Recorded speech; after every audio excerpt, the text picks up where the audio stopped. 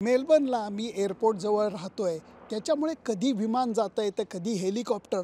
पण माझ्या मनात एक प्रश्न अजून कायम आहे, की उपांत्य फेरीत कुठल्या संघाचं हेलिकॉप्टर उडणार? कारण साखळी स्पर्धेतले शेवटचे काही सामने जरी आलेले असले, तरी अजून उपांत्य फेरी कोण गाठणार, 1 नंबरनी कोण गाठणार, 2 नंबरनी कोण गाठणार हे अजूनही कळत नाही आहे. त्याचं कारण पाकिस्तान संघानं दक्षिण आफ्रिकन संघाला पराभवाचा धक्का दिलेला आहे.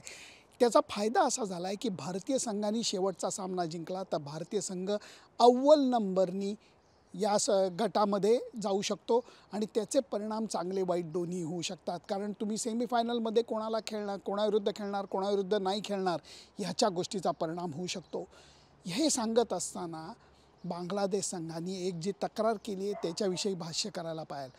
बांगलादेश संघाने अशी तक्रार केली आहे की बॉल हातात नसताना विराट कोहलीनी थ्रो करत असल्याची हूल ही फलंदाजाला देण्याचा प्रयत्न केला.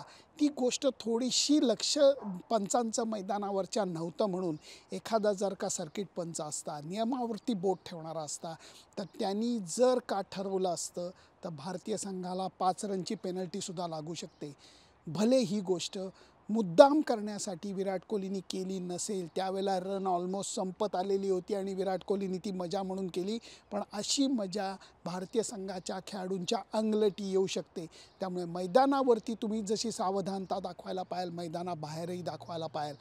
मैदानाबाहेरची गोष्ट अशी आहे की हार्दिक पंड्या स्वतःची मस्त काळजी घेतोय. मला कळलेल्या गोष्टीप्रमाणे हार्दिक पंड्या स्वतःचा आचारी घेऊन फिरतोय, होय कूक घेऊन फिरतोय. का तर त्याला एक ठराविक आहारच घ्यायला सांगितला आहे. त्याच्या फिटनेसच्या दृष्टीने त्याच्या पोटाचा थोडासा प्रॉब्लेम आहे, त्याची अजिबात काळजी राहू नये म्हणून हा आचारी घेऊन फिरतोय.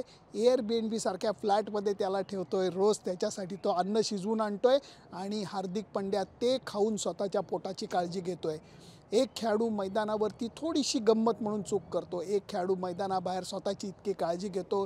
हे बदल पाहून मला खरोखर हसावं असं वाटतं आहे.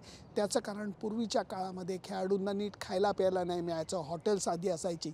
आता जमाना बदललेला आहे आणि स्वतःचा कूक घेऊन फिरणं हे आर्थिकदृष्ट्या खेळाडूंना म्हणजे दर्या में खसखस एवढाच खर्च झालेला आहे. मी एवढंच म्हणेन की आता शेवटचे साखळी स्पर्धेतले सामने उरलेले आहेत. भारतीय संघाला शेवटचा सामना जिंकून अव्वल क्रमांक गाठायची एक प्रकारची ऊर्जा ही मिळणार आहे मेलबर्नमध्ये.